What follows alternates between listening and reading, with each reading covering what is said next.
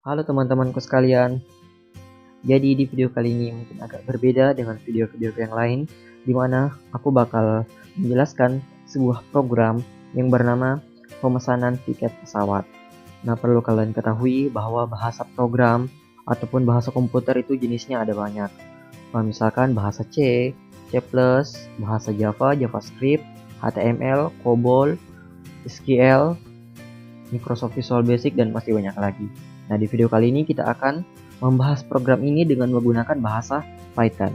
Nah, untuk menjalankannya, kalian cukup menginstal sebuah software yang bernama Python ataupun dengan Anaconda. Terus, kalian bisa membukanya lewat shell terminal ataupun menggunakan IDE, Integrated Development Environment. Seperti misalkan Spider ya, itu bawaan dari Anaconda. Nah, program pemesanan tiket pesawat ini mungkin bagi kalian yang pernah melakukan pemesanan tiket di beberapa travel agent besar, misalkan Traveloka, Tiket.com, dan yang lain-lainnya, misalkan Pegi-Pegi, seperti itu. Nah, ini tuh merupakan bentuk sederhananya. Oke, sebelum videonya dimulai, jangan lupa di subscribe, like, dan share untuk membantu channel ini. Oke, di program ini aku beri nama Traveloka Book Flight Ticket. Ini tergantung kalian ya, mau memberikan namanya seperti apa. Nah, berbeda dengan travel agent yang lain yang menyediakan kota penerbangan itu dalam bentuk bandara ya. Misalkan tujuan Bandung itu Bandara Juanda, tujuan Makassar Bandara Sultan Hasanuddin. Perlu aku pertegas bahwa program ini adalah program sederhana, berbeda dengan program yang dilakukan oleh travel agent yang besar. Nah, di program ini itu disediakan 5 kota keberangkatan dan 5 kota kedatangan. Itu ada Jakarta, Makassar, Surabaya, Yogyakarta, dan Pasar. Ini tuh bebas. Kalian mau memasukkan kota yang mana. Ataupun misalkan kalian ingin mengubahnya dalam bentuk bandara, itu sesuka hati kalian. Nah, untuk pemilihan kota ini itu menggunakan sebuah coding yang bernama CSP. Nah, jadi di sini ada 5 kota keberangkatan, maka akan menggunakan 5 CSP. Misalkan seperti ini. User akan memilih keberangkatan Jakarta dengan kota tujuan Makassar, maka itu 1 CSP. Jika misalkan user memilih Jakarta dan kota kedatangan Surabaya, maka itu juga terhitung 1 CSP. Jadi semakin banyak kota yang kalian masukkan, semakin banyak CSP yang kalian gunakan. Nah, itu tergantung bagaimana kalian mengolah codingnya ya. Nah, menurutku di sini yang paling tepat dalam mengolah program pemesanan tiket pesawat itu menggunakan coding CSP. Oke, kita mulai dengan memasukkan kota keberangkatan. Ini terserah kalian yang memilih salah satu di antara kota yang disediakan. Misalkan di sini aku memilih kota Makassar. Untuk kota kedatangan itu kalian bisa memilih salah satu kota kedatangan, tetapi jangan memilih kota Makassar, karena ya masa kalian keberangkatan milih Makassar, kedatangan milih Makassar juga, kan gak logis kan. Oke, misalkan aku pilih Jakarta. Nah, setelah kalian menginput kota keberangkatan dengan kota kedatangan, maka selanjutnya adalah kalian akan diminta untuk menginput tanggal keberangkatan. Nah, di sini telah di coding untuk memilih angka 1 sampai 31. Nah, bagaimana misalkan user mengetik dengan huruf, misalkan 1. Nah, maka akan ada tertulis please input date. Artinya input yang kalian masukkan itu salah, karena ini tuh telah di coding seperti ini. Itu menggunakan try dengan aspect.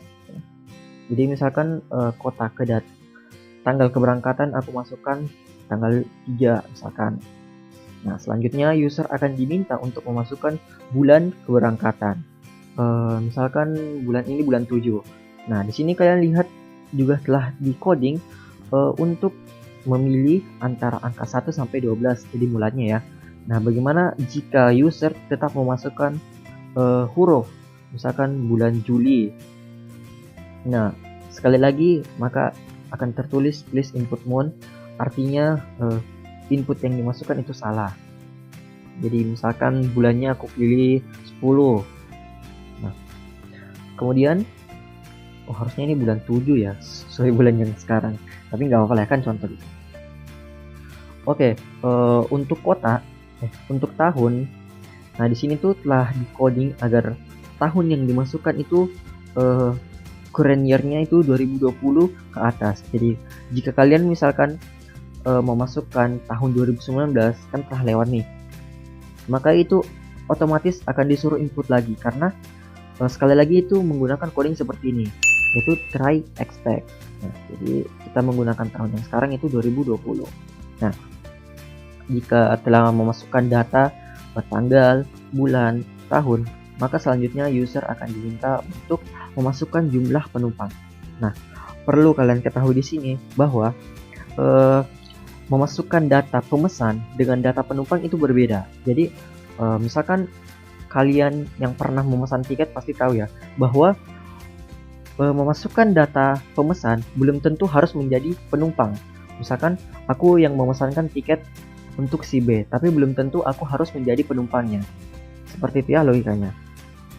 Misalkan jumlah penumpang di sini aku masukkan 2 ya. Oke. Nah, di sini akan tertulis looking for available flight. Nah, jika kalian perhatikan ada jeda untuk memunculkan yang ini. Nah, yang aku tandain.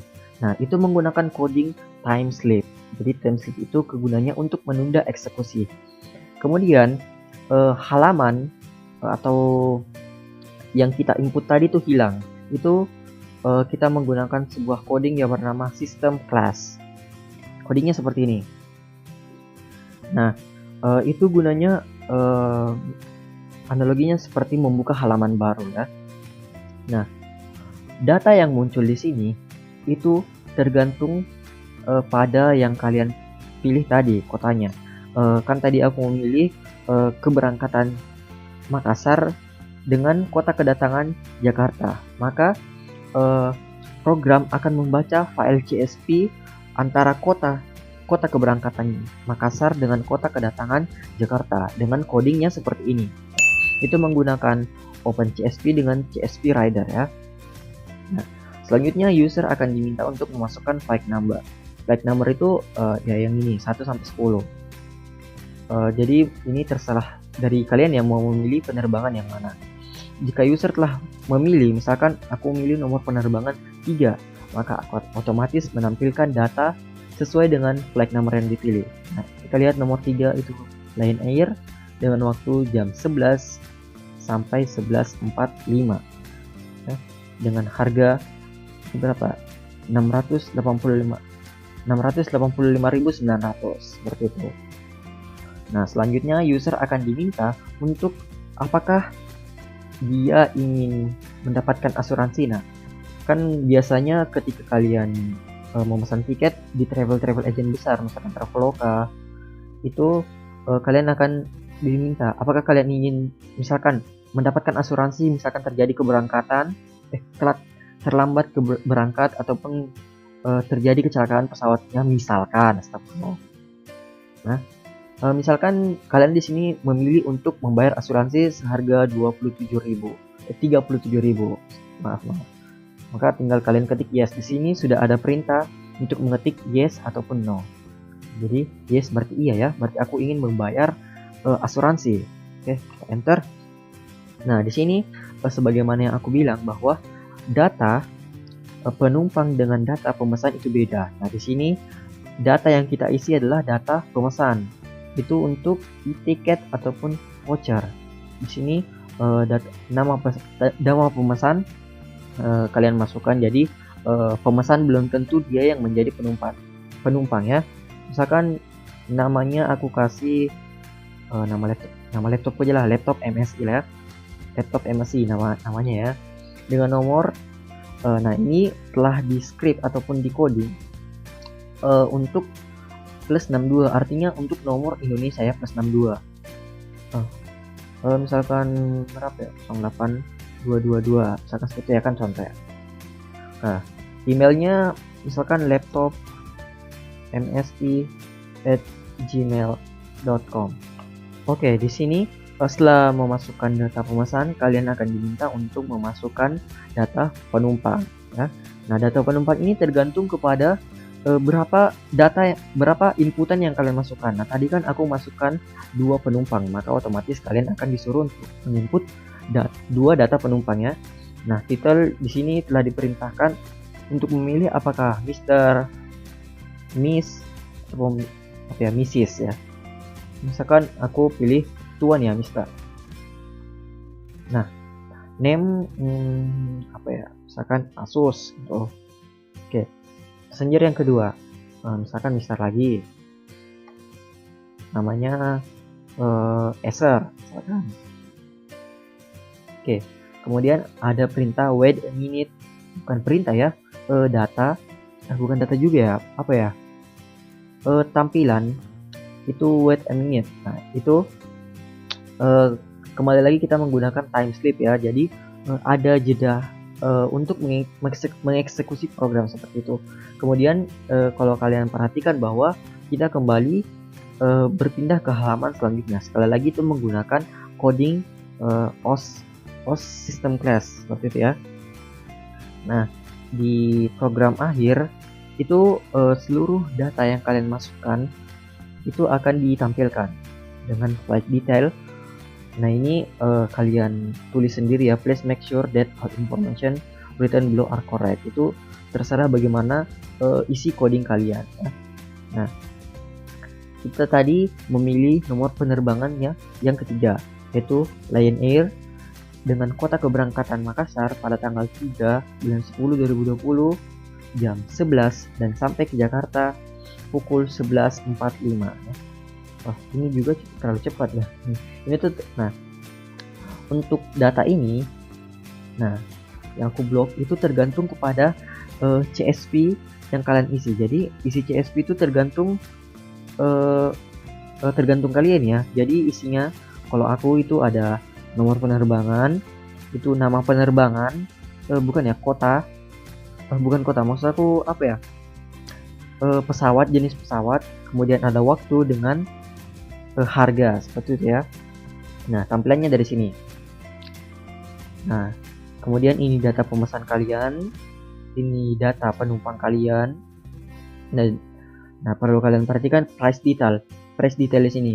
Price you pay totalnya segini.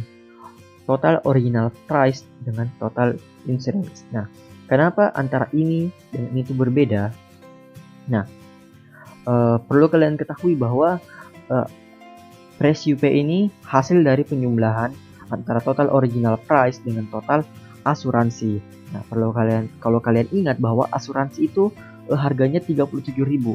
Tetapi karena ada 2 penumpang, maka akan dikalikan 2. Jadi totalnya adalah 74.000. Sama dengan total original price yang dikalikan 2. Jadi totalnya segini ya. Jadi total original price ditambah asuransi sama dengan harga yang akan dibayarkan. Nah, kemudian akan menampilkan pesan we will send your booking confirmation to above contact detail ya. Jadi akan mengirimkan data ini di sini.